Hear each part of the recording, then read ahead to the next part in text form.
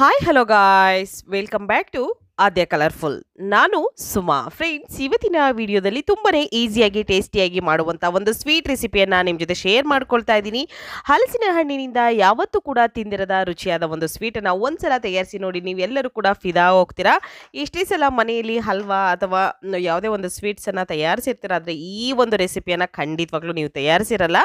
ಒಮ್ಮೆ ತಯಾರಿಸಿ ಹೇಗೆ ಬಂತು ಅಂತ ತಪ್ಪದೇ ಕಾಮೆಂಟ್ ಸೆಕ್ಷನಲ್ಲಿ ತಿಳಿಸಿ. ಮೊದಲನೇದಾಗಿ ಈಗ ಹಲಸಿನ ಹಣ್ಣನ್ನು ನಾನು ಎಲ್ಲ ತೊಳೆಯನ್ನು ಬಿಡಿಸ್ಕೊಂಡು ಈ ರೀತಿ ಅದರಲ್ಲಿರುವಂಥ ಬೀಜನೆಲ್ಲ ತೆಗೆದು ಒಂದು ಮಿಕ್ಸಿ ಜಾರ್ಗೆ ಹಾಕ್ಕೊಳ್ತಾ ಇದ್ದೀನಿ. ಈಗ ಇದಕ್ಕೆ ಸ್ವಲ್ಪ ನೀರು ಬೇಕು ಅಂದರೆ ನೀರನ್ನು ಹಾಕ್ಕೊಂಡು ಇದನ್ನು ಗ್ರೈಂಡ್ ಮಾಡ್ಕೊಂಬರೋಣ. ತುಂಬಾ ಈಸಿಯಾಗಿ ಮಾಡ್ಕೊಳ್ಳುವಂತಹ ರೆಸಿಪಿ ಇದು. ಖಂಡಿತವಾಗ್ಲೂ ಈ ಒಂದು ಸೀಸನ್ನಲ್ಲಿ ಮಾಡ್ಕೊಳ್ಳುವಂತಹ ರೆಸಿಪಿನೇ.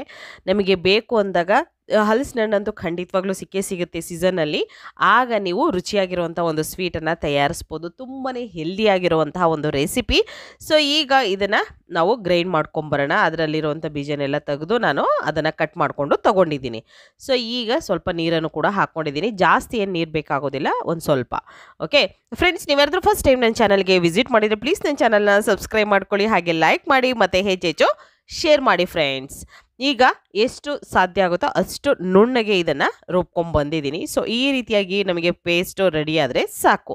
ಓಕೆ, ಈಗ ಒಂದು ಪ್ಯಾನ್ ತೊಗೊಳ್ಳೋಣ. ರುಬ್ಬಿರೋಂಥ ಒಂದು ಮಿಶ್ರಣನ ಇದಕ್ಕೆ ಸೇರಿಸ್ಕೊಳ್ತಾ ಇದ್ದೀನಿ.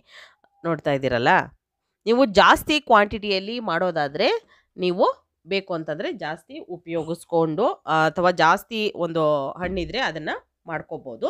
ಅಥವಾ ಫಸ್ಟ್ ಟೈಮ್ ಮಾಡ್ತಿದ್ದೀವಿ ಅಂದರೆ ಕಮ್ಮಿ ಕ್ವಾಂಟಿಟಿಯಲ್ಲಿ ಮಾಡಿ ನೋಡಿ, ಪರ್ಫೆಕ್ಟಾಗಿ ಬಂದರೆ ಮತ್ತೆ ಇನ್ನೊಂದು ಸಲ ನೀವು ತಯಾರಿಸ್ಕೊಳ್ಬೋದು.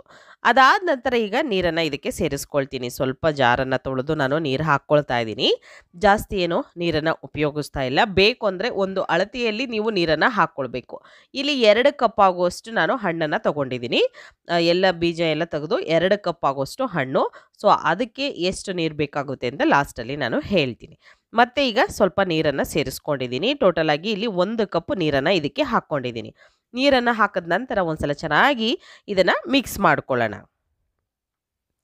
ಈ ರೀತಿಯಾಗಿ ನಾನು ಮಿಕ್ಸ್ ಮಾಡಿಕೊಂಡು ತಗೊಳ್ತಾ ಇದ್ದೀನಿ. ಇದನ್ನು ಸ್ವಲ್ಪನೂ ಕೂಡ ಗಂಟಿರಬಾರ್ದು. ಸ್ಟವ್ ಮೇಲೆ ಇನ್ನು ಇಟ್ಟಿಲ್ಲ. ಓಕೆ, ಸ್ಟವ್ ಮೇಲೆ ಇಡದಲೇ ಹಾಗೆ ಇದನ್ನು ಮಿಕ್ಸ್ ಮಾಡ್ಕೊಳ್ಳೋಣ. ಈ ರೀತಿಯಾಗಿ ಮಿಕ್ಸ್ ಮಾಡ್ಕೋಬೇಕಾಗುತ್ತೆ. ನಿಧಾನಕ್ಕೆ ಮಾಡಿಕೊಡಿ, ಏನೂ ತೊಂದರೆ ಇಲ್ಲ. ಅದು ನೀರು ನೀಟಾಗಿ ಮಿಕ್ಸ್ ಆಗಬೇಕು. ಸ್ವಲ್ಪ ಗಟ್ಟಿ ಇರುತ್ತೆ ಪ್ಯೂರಿ, ಅದಕ್ಕೋಸ್ಕರ ನೀರು ಹಾಕ್ಕೊಂಡಾಗ ಒಂದು ಸಲ ಚೆನ್ನಾಗಿ ಮಿಕ್ಸ್ ಮಾಡಿಕೊಂಡ್ರೆ ನಮಗೆ ಅಲ್ಲಲ್ಲಿ ಗಂಟು ಉಳ್ಕೊಳೋದಿಲ್ಲ. ಅದಕ್ಕೋಸ್ಕರ ನಾನು ಸ್ಟವ್ ಮೇಲೆ ಇಡೋದಕ್ಕಿಂತ ಮುಂಚೆ ಇವೆಲ್ಲದನ್ನು ಕೂಡ ಮಾಡ್ಕೊಳ್ತಾ ಇದ್ದೀನಿ. ನಂತರ ಒಂದು ಅರ್ಧ ಕಪ್ ಆಗೋಷ್ಟು ನಾವು ಬೆಲ್ಲವನ್ನು ಸೇರಿಸ್ಕೊಳ್ತಾ ಇದ್ದೀವಿ. ಅರ್ಧ ಅಥವಾ 3/4 ಕಪ್ಪು. ಯಾಕೆಂದರೆ ಹಲಸಿನ ಹಣ್ಣಲ್ಲಿ ಸ್ವೀಟಿನ ಅಂಶ ಇರುತ್ತೆ. ಬೇಕು ಅಂದರೆ ಸ್ವಲ್ಪ ಬೆಲ್ಲವನ್ನು ಸೇರಿಸ್ಕೊಳ್ಳಿ. ಅದಕ್ಕೆ ಅರ್ಧ ಕಪ್ ಆಗುವಷ್ಟು ಬೆಲ್ಲ ಹಾಕ್ಕೊಂಡಿದ್ದೀನಿ. ಮತ್ತಷ್ಟು ಹೆಚ್ಚು ಸ್ವೀಟ್ ಬೇಕು ಅಂದರೆ ಇನ್ನೊಂದು ಸ್ವಲ್ಪ ಕೂಡ ನೀವು ಹಾಕ್ಕೊಳ್ಬೋದು. ಇಷ್ಟನ್ನು ಹಾಕಿದ ನಂತರ ಮತ್ತೊಂದು ಕಪ್ ನೀರನ್ನು ಸೇರಿಸ್ಕೊಳ್ತಾ ಇದ್ದೀನಿ. ನೀರು ಹಾಕಿ ಒಂದು ಸಲ ಮಿಕ್ಸ್ ಮಾಡ್ಕೊಳ್ಳೋಣ. ಈ ರೀತಿಯಾಗಿ ನಾನು ಮಿಕ್ಸ್ ಮಾಡಿಕೊಂಡು ತಗೊಳ್ತಾ ಇದ್ದೀನಿ. ಈಗ ಪರ್ಫೆಕ್ಟಾಗಿ ಮಿಕ್ಸ್ ಆದ ನಂತರ ನಾವು ಇದನ್ನು ಸ್ಟವ್ ಮೇಲೆ ಇಡಬೇಕಾಗುತ್ತೆ. ಚೆನ್ನಾಗಿ ಮಿಕ್ಸ್ ಆಗಿದೆ. ಈ ರೀತಿ ಬೇಕು ಅಂದರೆ ಇಲ್ಲಿ ಏಲಕ್ಕಿ ಪುಡಿಯನ್ನು ಕೂಡ ನೀವು ಹಾಕ್ಕೊಳ್ಬೋದು. ಮತ್ತು ಇನ್ನೊಂದು ಕಪ್ ನೀರನ್ನು ಹಾಕ್ಕೊಳ್ತಾ ಇದ್ದೀನಿ. ಟೋಟಲಾಗಿ ಈಗ 3 ಕಪ್ ನೀರು ತೊಗೊಂಡಿದ್ದೀನಿ. ಈಗ ಒಂದು ಕೇಕ್ ಟ್ರೇ ಅಥವಾ ಕೇಕ್ ನೀವು ಬೌಲು ಇದ್ದರೆ ಅಥವಾ ಬಾಕ್ಸ್ಗಳಿದ್ರೆ ಅದರಲ್ಲೂ ಕೂಡ ನೀವು ಇದನ್ನು ಮಾಡ್ಕೋಬೋದು. ನಿಮಗೆ ಯಾವುದಾದ್ರೂ ಒಂದು ಬೌಲ್ ಅಥವಾ ಬಾಕ್ಸ್ಗಳಿದ್ದರೆ ಅದರಲ್ಲೇ ಸ್ವಲ್ಪ ತುಪ್ಪವನ್ನು ಸವರಿ ಇದನ್ನು ಈ ರೀತಿಯಾಗಿ ನೀವು ರೆಡಿ ಮಾಡಿ ಇಟ್ಕೋಬೇಕಾಗುತ್ತೆ. ಸೈಡಲ್ಲೆಲ್ಲ ತುಪ್ಪ ಹಾಕಿ ನಾನು ಅದನ್ನು ಇಟ್ಟಿದ್ದೀನಿ. ಅದಾದ ನಂತರ ಇವಾಗ ಸ್ಟವ್ ಮೇಲೆ ಈಗ ಈ ಒಂದು ಪ್ಯಾನನ್ನು ಇಡ್ತಾ ಇದ್ದೀನಿ. ಈ ರೀತಿಯಾಗಿ ನಾವು ಇಟ್ಕೊಳ್ಳೋಣ. ಇದನ್ನು ಇಟ್ಟು ಸ್ಟವ್ನ ನಾನು ಆನ್ ಮಾಡ್ಕೊಂಡಿದ್ದೀನಿ. ಈಗ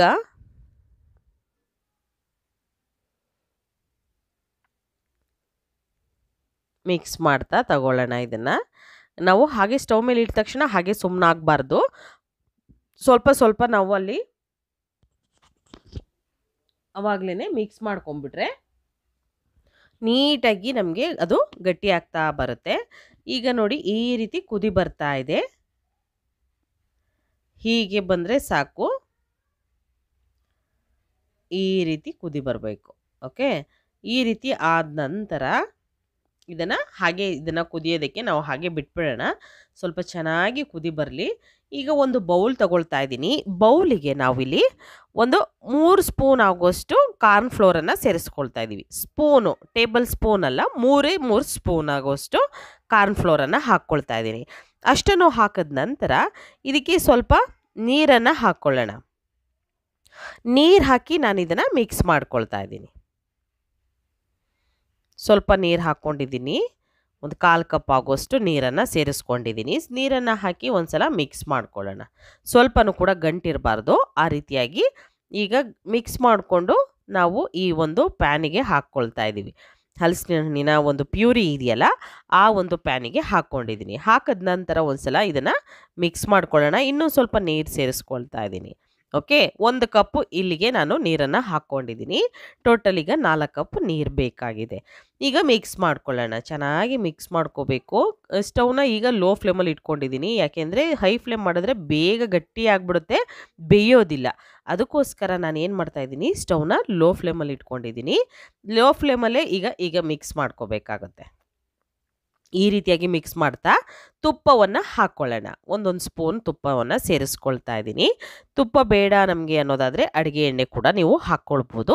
ಅಥವಾ ತುಪ್ಪ ಎಣ್ಣೆ ಯಾವುದೂ ಬೇಡ ಅಂದರೆ ಯಾವುದನ್ನು ಕೂಡ ಹಾಕ್ಕೊಳ್ದಲ್ಲೇ ಕೂಡ ನೀವು ಮಾಡ್ಕೋಬೋದು. ಏನೋ ಇದು ಪ್ಯಾನಿಗೆ ಅಂಟ್ಕೊಳ್ಳೋದಿಲ್ಲ. ನಾನ್ ಸ್ಟಿಕ್ ಪ್ಯಾನಿಗಾದರೆ ಅಂಟ್ಕೊಳ್ಳೋದೇ ಇಲ್ಲ. ನೀವು ಸ್ಟೀಲು ಇಂಥವಕ್ಕಾದರೆ ಸ್ವಲ್ಪ ಅಂಟ್ಕೊಳ್ಳುತ್ತೆ. ಸ್ವಲ್ಪ ಎಣ್ಣೆಯನ್ನು ಹಾಕ್ಕೊಳ್ಬೇಕಾಗತ್ತೆ.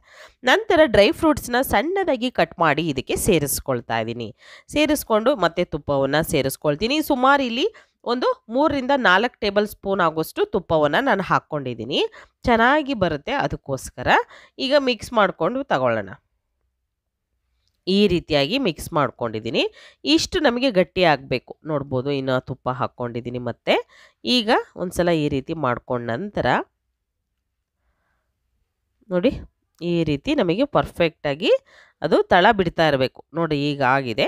ಆಗಿರೋ ಅಂಥದ್ದನ್ನು ಈಗ ಈ ಪ್ಯಾನಿಗೆ ನಾವು ರೆಡಿ ಮಾಡಿಕೊಂಡು ಟ್ರೇಗೆ ನಾವು ಸೇರಿಸ್ಕೊಳ್ಳೋಣ. ಬರ್ಫಿ ಟ್ರೇ ಇರುತ್ತಲ್ವ, ಬರ್ಫಿ ಟ್ರೇ ಇದ್ದರೆ ಉಪಯೋಗಿಸಿ. ಇಲ್ಲ ಅನ್ನೋದಾದರೆ ಈ ಥರದ್ದು ಯಾವುದಾದ್ರೂ ಒಂದು ಮಾಮೂಲಿಯಾಗಿ ಮನೆಯಲ್ಲಿರೋಂಥ ಒಂದು ಬೌಲ್ಗಳಲ್ಲೇ ನೀವು ಹಾಕ್ಕೊಳ್ಬೋದು. ಮೇಲ್ಗಡೆ ಸ್ವಲ್ಪ ತುಪ್ಪವನ್ನು ಹಚ್ಚಿ ನಾನು ಹಾಗೆ ಬಿಟ್ಟಿದ್ದೆ ರೆಸ್ಟಿಗೆ. ನಂತರ ಒಂದು 10 ನಿಮಿಷಕ್ಕೆ ಈ ರೀತಿಯಾಗಿ ಪರ್ಫೆಕ್ಟಾಗಿ ಬರ್ಫಿ ರೆಡಿಯಾಗಿದೆ.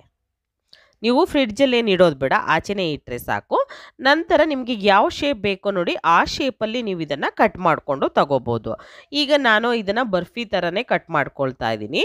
ಸೊ ಈಗ ಕಟ್ ಮಾಡ್ಕೊಂಡಿರುವಂತಹ ಬರ್ಫಿ ಈ ರೀತಿಯಾಗಿ ರೆಡಿಯಾಗಿದೆ. ಹಲಸಿನ ಹಣ್ಣಿನಿಂದ ಯಾವತ್ತೂ ಕೂಡ ತಿಂದಿರದ ರುಚಿಯಾದ ಒಂದು ಸ್ವೀಟ್ನ ತಯಾರಿಸಿ ನೋಡಿ. Jack fruit coconut sweet recipe ಅಂತಲೂ ಹೇಳ್ಬೋದು. ಇದನ್ನು ತುಂಬಾ ಈಸಿಯಾಗಿ ಮಾಡ್ಕೊಳ್ಳುವಂತಹ ಒಂದು ರೆಸಿಪಿ. ಸೊ ಖಂಡಿತವಾಗ್ಲೂ ನೀವು ಕೂಡ ಇದನ್ನು ಮನೆಯಲ್ಲಿ ತಯಾರಿಸ್ತೀರಾ ಅಂತ ಭಾವಿಸ್ತೀನಿ. ತಯಾರಿಸಿ ಹೇಗೆ ಬಂತು ಅಂತ ತಪ್ಪದೇ ಕಾಮೆಂಟ್ ಸೆಕ್ಷನಲ್ಲಿ ತಿಳಿಸಿ. ಇವತ್ತಿನ ವಿಡಿಯೋನ ಇಲ್ಲಿಗೆ ಮುಗಿಸ್ತಾ ಇದ್ದೀನಿ. ಮತ್ತೆ ಇನ್ನೊಂದು ಹೊಸ ವಿಡಿಯೋ ಜೊತೆ ಬರ್ತೀನಿ. ಅಲ್ಲಿವರೆಗೂ take care, bye, see you.